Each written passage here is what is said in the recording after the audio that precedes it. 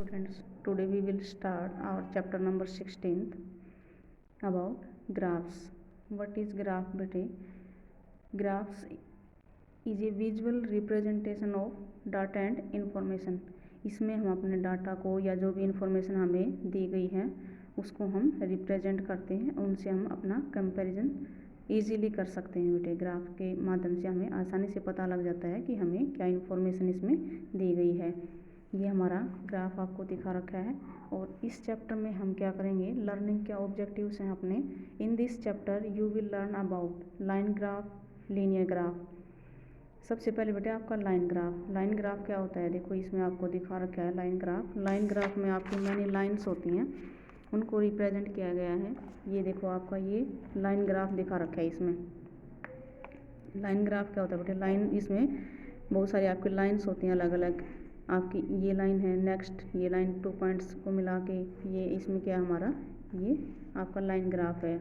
और सेकंड हम पढ़ेंगे इसमें लीनियर ग्राफ। लीनियर ग्राफ क्या होता है बेटे, लीनियर ग्राफ एक स्ट्रेट लाइन होती है। जिस तरह आपकी ये स्ट्रेट लाइन यहाँ से यहाँ तक कि आपकी एक स्ट्रेट लाइन में आपका जो ग्राफ होता है, जो भी इंफॉर्मेशन हमारी उनको हम पॉइंट्स को अगर मिलाते हैं तो हमारा एक स्ट्रेट लाइन में आता है, उसको हम लीनियर ग्राफ बोलते हैं। और जो हमारी मैनी लाइंस बन जाते हैं जिसमें अगर ये अलग अलग लाइंस आपको शो करता है ये, तो ये ग्राफ आपका क्या होता है, लाइन ग्राफ होता है। तो ये डिफरेंस है बेटे लाइन एंड लीनियर ग्राफ में। नेक्स्ट हम पढ़ेंगे इसमें line graph and linear graph. Next है कोऑर्डिनेट्स ऑफ ए पॉइंट। जो पॉइंट हमें गिवन है वो उसके कोऑर्डिनेट्स क्या है उसके बारे में पढ़ेंगे। Plotting A point on a graph, और ग्राफ के ऊपर जो भी पॉइंट्स हमने प्लॉट करने हैं मीन्स रिप्रेजेंट करने हैं उसके बारे में हम पढ़ेंगे। अब आती है आपकी एक्सरसाइज 16.1। एक्सरसाइज 16.1 में है बेटे, देखो ये दे दिया आपको। The following line graph shows the yearly enrolment of students to the nursery class in a school. Read the graph and answer the following questions. इस लाइन ग्राफ में ये लाइन ग्राफ दिया हुआ है बेटे, आपको लाइन ग्राफ आपको दिखा रखा है यहाँ पे। तो इस लाइन ग्राफ में क्या है, इसमें नंबर ऑफ़ स्टूडेंट्स दिए गए हैं आपके नर्सरी क्लास के एक स्कूल के, और उसमें आपसे क्वेश्चन पूछे गए हैं। ये ग्राफ आपको दिखा रखा है, देखो इसमें स्केल दिया आपको अलोंग हॉरिजेंटल। हॉरिजेंटल उसमें क्या दिखा रखा है आपको, 1 यूनिट इक्वल 1 ईयर। ये हॉरिजेंटल लाइन है बेटे आपकी ये वाली, और ये क्या है आपकी वर्टिकल लाइन। हॉरिजेंटल लाइन पे आपको क्या रिप्रेजेंट कर रखे हैं इन्होंने, ईयर्स दिखा रखे हैं 2011 से 2016 तक। और आपके जो वर्टिकल लाइन में नंबर ऑफ़ स्टूडेंट्स इन्होंने शो कर रखे हैं, कितने कहाँ से कहाँ तक, 0 से 300 तक के। इसमें vertical line 1 unit equal 50 students इन्होंने ले रखा है आपका स्केल, और इसमें 1 यूनिट इक्वल 1 ईयर आपको दिखा रखा है। इसमें कुछ क्वेश्चन गिवन है, उनके आंसर आपने फाइंड आउट करने हैं। फर्स्ट क्वेश्चन आपका, how many students one enrolled in the year 2013। 2013 में कितने आपके स्टूडेंट्स स्कूल में प्रेजेंट थे, ये आपसे पूछ रखा है। इसमें देखो क्वेश्चन में, इसमें हम देखेंगे कितने स्टूडेंट्स थे हमारे, ये आपने चेक करना है। ये देखो ईयर है हमारा 2013।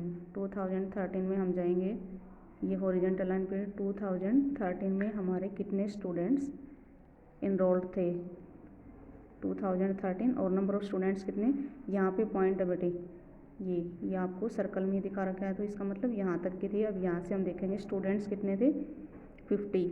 ये जो लाइन हमारी कहाँ पे आई है, 50 पे। इसका मतलब क्या है, आपके 50 स्टूडेंट्स थे आपके 2013 में। नेक्स्ट क्वेश्चन है आपका, in which year was the enrollment of students the highest.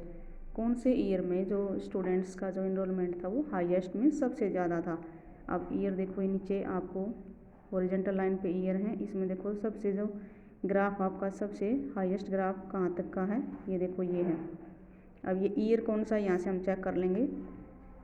Year हमारा 2015 का जो ग्राफ है हमारा सबसे हाईएस्ट है। इसमें नंबर ऑफ़ स्टूडेंट्स कितने आपके 300। तो इसमें आपसे पूछ रखा है इन विच ईयर पूछ रखा है बेटे, ईयर पूछ रखा है, तो हमने यहाँ जो आंसर देना है वो ईयर देना है। कौन सा ईयर आपके जो हाईएस्ट स्टूडेंट थे, इसका मतलब 300 स्टूडेंट्स, कौन से उसमें 2015। तो आपका आंसर हो जाएगा ईयर 2015। नेक्स्ट आपका सी पार्ट है, find the difference between the enrolment in the year 2011 and 2016। इनमें आपने डिफरेंस बताना है बेटे 2011 में जितने स्टूडेंट्स थे और 2016 में। अब हम यहाँ से चेक करेंगे अपना 2011 में हमारे पास स्टूडेंट्स कितने थे 100। यहाँ से हम अपने स्टूडेंट्स चेक कर लेंगे क्योंकि ये नंबर ऑफ़ स्टूडेंट्स हैं आपके 2011 यहाँ पे हैं। यहाँ पे जाएंगे और ये यहाँ पे आपका सर्कल है, ये पॉइंट्स हैं, यहाँ पे 100 स्टूडेंट्स। और नेक्स्ट ईयर है आपका 2016, यहाँ पे 100 थे और 2016 में आपके स्टूडेंट्स देखो यहाँ पे जाएंगे हम, यहाँ कितने हैं 250। यहाँ से हम अपने नंबर ऑफ़ स्टूडेंट्स चेक कर लेंगे 2050। 11 में थे आपके कितने 100 और ये कितने 250, तो इनका डिफरेंस कितना हुआ 150। कितना हो जाएगा आपका 150 स्टूडेंट्स आपका आंसर हो जाएगा। नेक्स्ट डी पार्ट में कहता है in which year was the enrollment more than 150 students. कौन से साल में आपका जो इनरोलमेंट है वो 150 स्टूडेंट्स से ज़्यादा था, कौन कौन से ईयर में था आपका, देखो 150 से ज़्यादा। अब ये देखो यहाँ पे 50 है, ये 100 है, तो इनको हम नहीं लेंगे। नेक्स्ट हमारा ये आपका 150, तो मोर देन 150 बोल रखा है बेटे, तो मोर देन 150 हमारा ग्राफ जाएगा ये 200 पे। 200 कौन सा है 2012 ईयर में, एक तो आपका आ जाएगा 2012। नेक्स्ट आपका ग्राफ ये जाएगा 250 स्टूडेंट्स हैं, ये कौन से ईयर में है 2016 में है। नेक्स्ट आपका हाईएस्ट एक ये भी है, तो ये कितना हो जाएगा आपका, ये कौन से ईयर में 2015। तो जो आपका ग्राफ होगा कौन कौन से ईयर में 150 से ज़्यादा का होगा आपका 2012, 2015 एंड 2016। इसमें आपका जो 150 से ये है 150 स्टूडेंट्स, तो 150 से अबोव का जो ग्राफ होगा वो कौन कौन से ईयर में होगा 2012 में होगा, 2015 में होगा एंड 2016 में। ये था बेटा आपका फर्स्ट क्वेश्चन। इसके आंसर आपने यहाँ से इस ग्राफ में से देख के फाइंड आउट करने हैं। नेक्स्ट आपका है सेकंड क्वेश्चन। सेकंड क्वेश्चन में आपसे पूछता है study the given line graph and answer the questions that follow. आपने ये जो लाइन ग्राफ आपको दे रखा है, लाइन ग्राफ क्यों बोल रखा है बेटे, क्योंकि इसमें मैनी लाइन्स हैं आपकी, अलग अलग लाइन्स, ये पॉइंट यहाँ से ये एक लाइन, ये आपकी नेक्स्ट लाइन, ऐसी आपकी मैनी लाइन्स है, इस वजह से इसको लाइन ग्राफ बोला गया है। और आपने क्वेश्चन के आंसर यहाँ से फाइंड आउट करने हैं। फर्स्ट क्वेश्चन है what information is shown by both horizontal and vertical lines. इसमें आपसे ये पूछा है बेटे जो वर्टिकल लाइन है और हॉरिजेंटल लाइन है उसमें आपको क्या रिप्रेजेंट किया गया है हॉरिजेंटल लाइन पे और वर्टिकल लाइन पे। अब ये आपकी हॉरिजेंटल लाइन है बेटे और ये आपकी क्या है वर्टिकल लाइन। इसमें देखो आपको ऊपर स्केल भी ये दिखा रखा है income and expenditure of XYZ private limited over the years. इसमें आपको इनकम और एक्सपेंडिचर दिखा रखे हैं, XYZ कंपनी है बेटे आपकी, ओवर द ईयर मीन्स पूरे साल में उनकी जो इनकम हुई है और एक्सपेंडिचर हुई है वो दिखा रखे हैं। ये इनकम आपको ये वाली जो लाइन दिखा रखी है उससे रिप्रेजेंट कर रखी है इनकम आपकी, और ये जो डॉटेड लाइन है बेटे उससे आपके एक्सपेंडिचर दिखा रखे हैं। तो ये वाली जो लाइन है आपकी किस चीज़ की है, ये एक्सपेंडिचर की। ये जो लाइन ग्राफ बना रखा है ये एक्सपेंडिचर का है और ये किस चीज़ का है, ये आपका इनकम का ग्राफ है।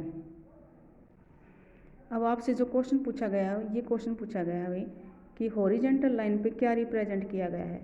हॉरिजेंटल लाइन पे देखो 1 यूनिट इक्वल 1 ईयर और वर्टिकल पे 1 यूनिट इक्वल ₹50 मीन्स यहाँ पे तो आपके हॉरिजेंटल लाइन पे तो ईयर को रिप्रेजेंट किया गया है और वर्टिकल लाइन पे आपकी रुपीज़ को, आपके 1 यूनिट इक्वल ₹50 को रिप्रेजेंट किया गया है। तो हमारा आंसर क्या होगा, देखो हॉरिजेंटल लाइन पे क्या दिखाया गया है, horizontal line represents the years आपकी फ्रॉम 2001 टू 2008 तक। जो हॉरिजेंटल लाइन है वो क्या रिप्रेजेंट करती है, हमारे horizontal line represents the years 2001 to 2008 and vertical line represents क्या रिप्रेजेंट करती हैं आपके रुपीज़ को। Vertical line represents rupees in thousand में हमारे आपके, ये इसका मतलब ये 50 दिखा रखा है तो ये क्या 50,000 है। तो ये इस टाइप से आपको रिप्रेजेंट ये कर रखे हैं बेटे, ये आपसे क्वेश्चन पूछा गया था फर्स्ट। नेक्स्ट बी पार्ट है in which year is the expenditure more than the income. अब कौन से साल में जो एक्सपेंडिचर है वो इनकम से ज़्यादा है। तो दोनों ग्राफ मैंने आपको बताए हैं अभी भी कौन से उसमें आपके ज़्यादा हैं। तो हम सबसे पहले एक्सपेंडिचर देखेंगे कौन से ईयर में आपके जो एक्सपेंडिचर ज़्यादा किससे है, इनकम से ज़्यादा है। तो एक्सपेंडिचर का देखो आपका ग्राफ ये है बेटे, एक्सपेंडिचर का ये ग्राफ है। तो हाईएस्ट ग्राफ यहाँ पे हमारा एक्सपेंडिचर का, देखो किस में ज़्यादा है ये। अब ईयर देना है हमने 2005 में हमारा जो ग्राफ है वो एक्सपेंडिचर का ग्राफ किससे ज़्यादा है, इनकम से। तो हम क्या लिखेंगे यहाँ, year 2005, in 2005 the expenditure will be more than the income. Next है find the difference between the income and expenditure in the years. आपने डिफरेंस बताना है इनकम का और एक्सपेंडिचर का। कौन कौन से ईयर में, 2002 में, 2004 में एंड 2007 में। अब 2002 में देखो बेटे, ये है आपका 2002। अब इसमें हमारी क्या है, ये क्या दिखा रखी है बेटे आपको, एक्सपेंडिचर दिखा रखे हैं, और इसमें ये क्या दिखा रखी है आपकी, इनकम दिखा रखी है।